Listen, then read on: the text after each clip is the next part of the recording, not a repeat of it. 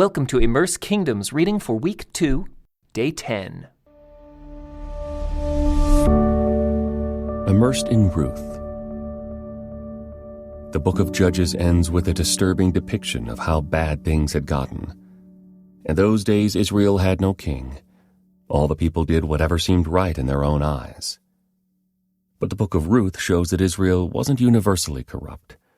Some Israelites actually did follow God's merciful and compassionate ways in the days when the judges ruled. In telling this remarkable story of Ruth, the book reveals a crucial link from the period of the Judges to the stories of Israel's kings that follow in the book of Samuel, Kings.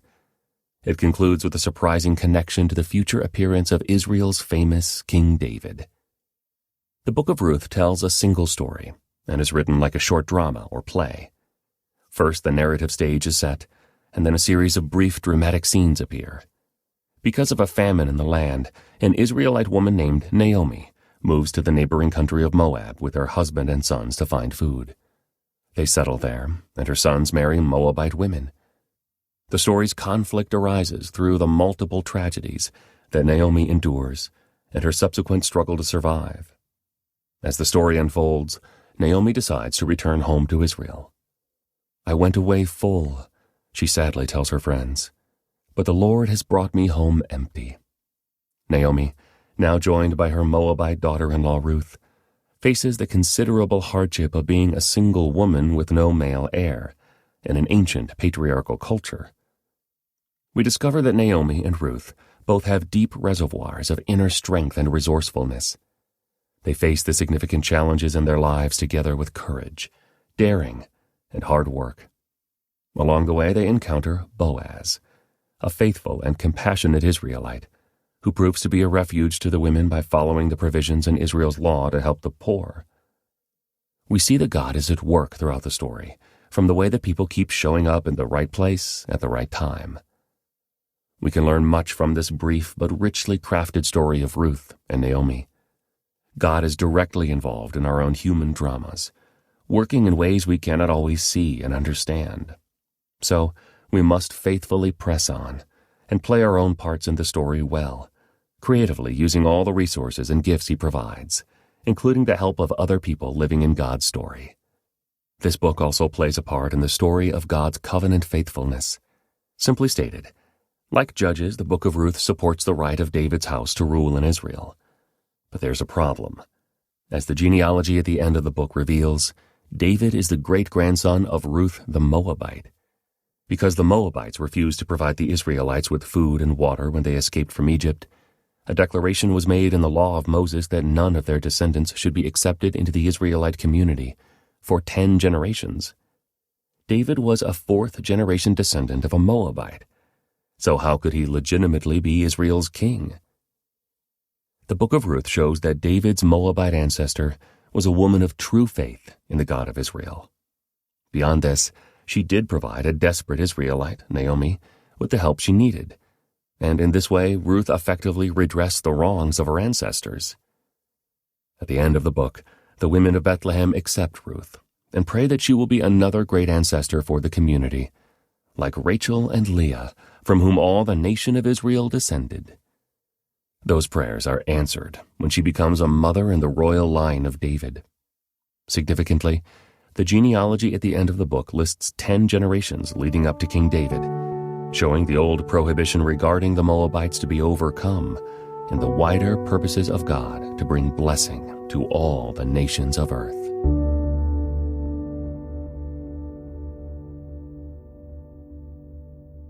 The Book of Ruth. In the days when the judges ruled in Israel, a severe famine came upon the land. So a man from Bethlehem in Judah left his home and went to live in the country of Moab, taking his wife and 2 sons with him. The man's name was Elimelech, and his wife was Naomi. Their 2 sons were Mahlon and Kilion. They were Ephrathites from Bethlehem in the land of Judah, and when they reached Moab, they settled there. Then Elimelech died, and Naomi was left with her 2 sons. The 2 sons married Moabite women. One married a woman named Orpah, and the other a woman named Ruth. But about 10 years later, both Mahlon and Chilion died. This left Naomi alone, without her 2 sons or her husband. Then Naomi heard in Moab that the Lord had blessed his people in Judah by giving them good crops again. So Naomi and her daughters-in-law got ready to leave Moab and return to her homeland. With her 2 daughters-in-law, she set out from the place where she had been living, and they took the road that would lead them back to Judah. But on the way, Naomi said to her 2 daughters-in-law, "Go back to your mother's homes, and may the Lord reward you for your kindness to your husbands and to me. May the Lord bless you with the security of another marriage." Then she kissed them goodbye, and they all broke down and wept. "No," they said, "we want to go with you to your people." But Naomi replied, "Why should you go on with me? Can I still give birth to other sons who could grow up to be your husbands? No, my daughters, return to your parents' homes, for I am too old to marry again, and even if it were possible, and I were to get married tonight and bear sons, then what? Would you wait for them to grow up and refuse to marry someone else? No, of course not, my daughters. Things are far more bitter for me than for you, because the Lord himself has raised his fist against me." And again they wept together, and Orpah kissed her mother-in-law goodbye. But Ruth clung tightly to Naomi. "Look," Naomi said to her, "your sister-in-law has gone back to her people and to her gods. You should do the same." But Ruth replied, "Don't ask me to leave you and turn back. Wherever you go, I will go. Wherever you live, I will live.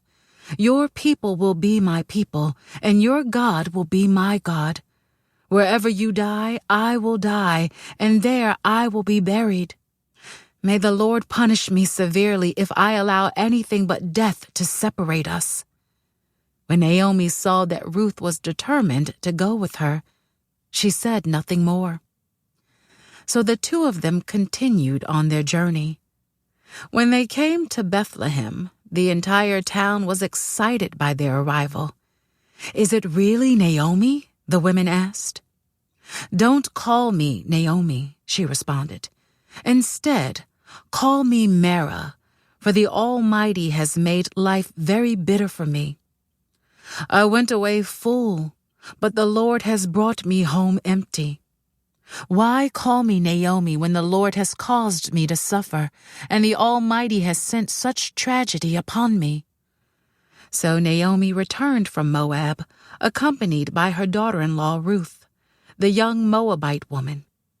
They arrived in Bethlehem in late spring, at the beginning of the barley harvest. Now there was a wealthy and influential man in Bethlehem named Boaz, who was a relative of Naomi's husband, Elimelech.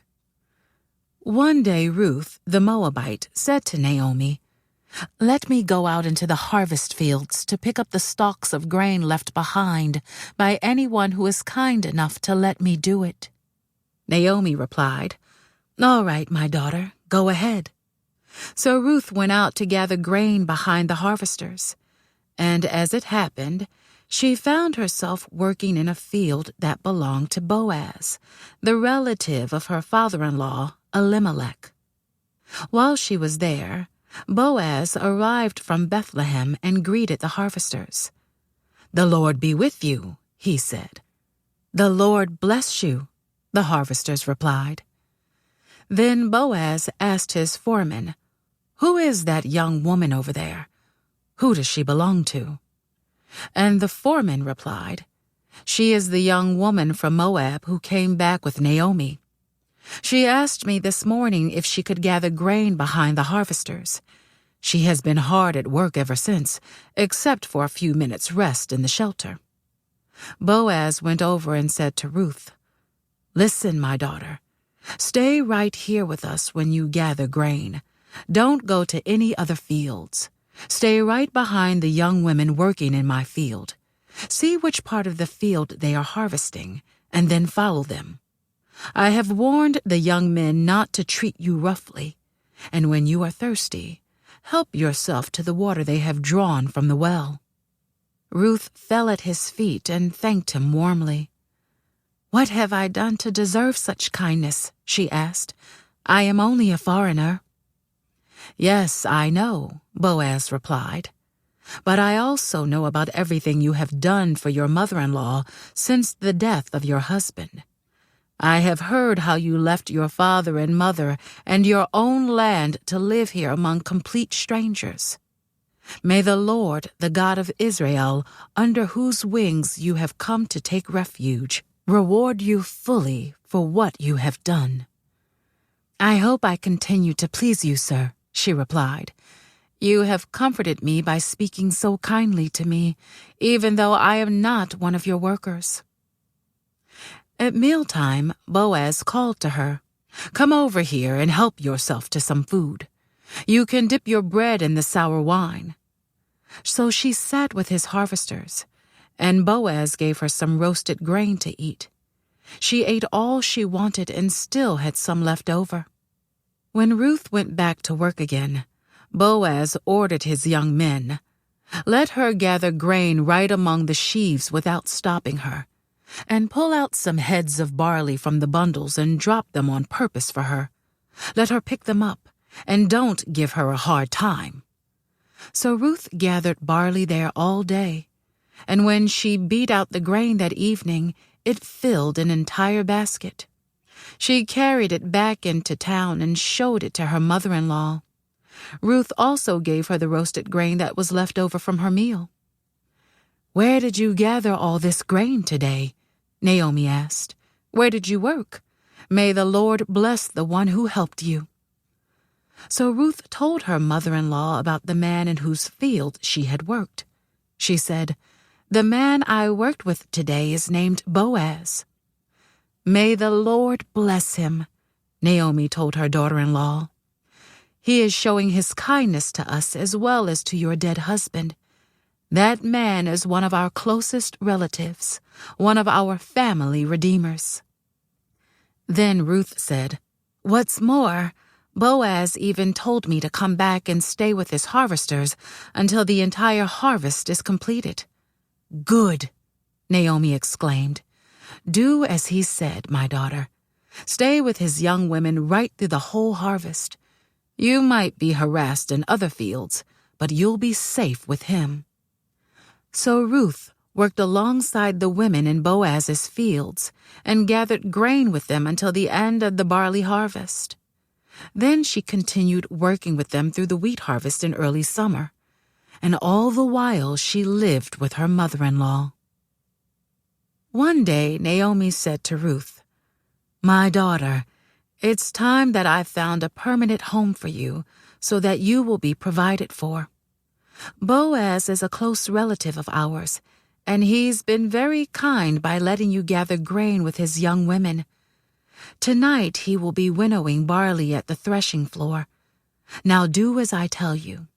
Take a bath and put on perfume and dress in your nicest clothes. Then go to the threshing floor, but don't let Boaz see you until he has finished eating and drinking. Be sure to notice where he lies down. Then go and uncover his feet and lie down there. He will tell you what to do." "I will do everything you say," Ruth replied. So she went down to the threshing floor that night and followed the instructions of her mother-in-law.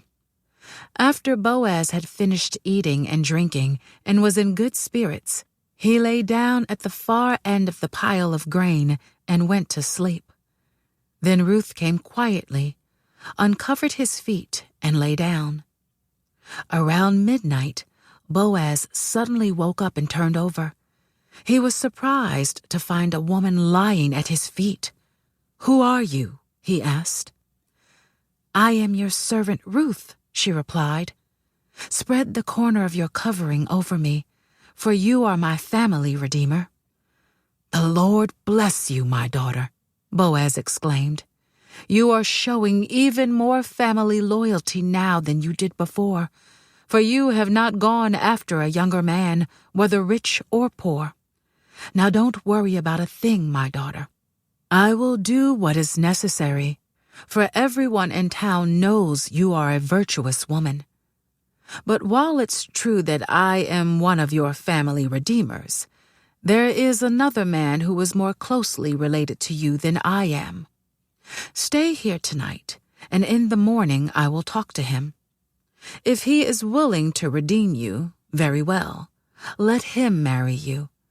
But if he is not willing, then as surely as the Lord lives, I will redeem you myself. Now lie down here until morning."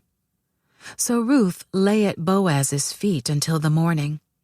But she got up before it was light enough for people to recognize each other. For Boaz had said, "No one must know that a woman was here at the threshing floor."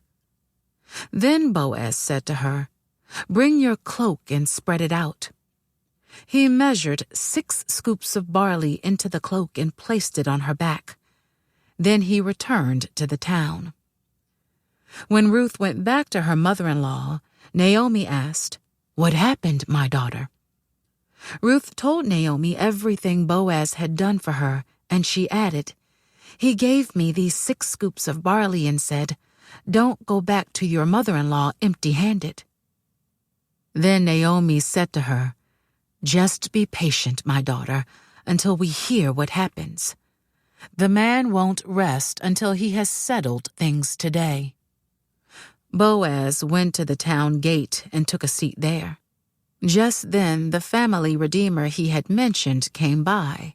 So Boaz called out to him, "Come over here and sit down, friend. I want to talk to you." So they sat down together. Then Boaz called 10 leaders from the town and asked them to sit as witnesses. And Boaz said to the family redeemer, "You know Naomi, who came back from Moab. She is selling the land that belonged to our relative Elimelech. I thought I should speak to you about it so that you can redeem it if you wish. If you want the land, then buy it here in the presence of these witnesses. But if you don't want it, let me know right away, because I am next in line to redeem it after you." The man replied, "All right, I'll redeem it." Then Boaz told him, "Of course, your purchase of the land from Naomi also requires that you marry Ruth, the Moabite widow. That way she can have children who will carry on her husband's name and keep the land in the family." "Then I can't redeem it," the family redeemer replied, "because this might endanger my own estate. You redeem the land. I cannot do it." Now in those days it was the custom in Israel for anyone transferring a right of purchase to remove his sandal and hand it to the other party. This publicly validated the transaction. So the other family redeemer drew off his sandal as he said to Boaz, "You buy the land." Then Boaz said to the elders and to the crowd standing around, "You are witnesses that today I have bought from Naomi all the property of Elimelech, Kilion, and Mahlon. And with the land I have acquired Ruth, the Moabite widow of Mahlon, to be my wife. This way she can have a son to carry on the family name of her dead husband and to inherit the family property here in his hometown. You are all witnesses today." Then the elders and all the people standing in the gate replied, "We are witnesses. May the Lord make this woman who is coming into your home like Rachel and Leah, from whom all the nation of Israel descended. May you prosper in Ephrathah and be famous in Bethlehem. And may the Lord give you descendants by this young woman who will be like those of our ancestor Perez, the son of Tamar in Judah." So Boaz took Ruth into his home, and she became his wife. When he slept with her, the Lord enabled her to become pregnant, and she gave birth to a son. Then the women of the town said to Naomi, "Praise the Lord who has now provided a redeemer for your family. May this child be famous in Israel. May he restore your youth and care for you in your old age. For he is the son of your daughter-in-law, who loves you and has been better to you than 7 sons." Naomi took the baby and cuddled him to her breast, and she cared for him as if he were her own. The neighbor women said, "Now at last Naomi has a son again," and they named him Obed. He became the father of Jesse and the grandfather of David. This is the genealogical record of their ancestor Perez. Perez was the father of Hezron. Hezron was the father of Ram. Ram was the father of Amminadab. Amminadab was the father of Nahshon. Nahshon was the father of Salmon. Salmon was the father of Boaz. Boaz was the father of Obed. Obed was the father of Jesse. Jesse was the father of David. This concludes today's Immerse reading experience. Thank you for joining us.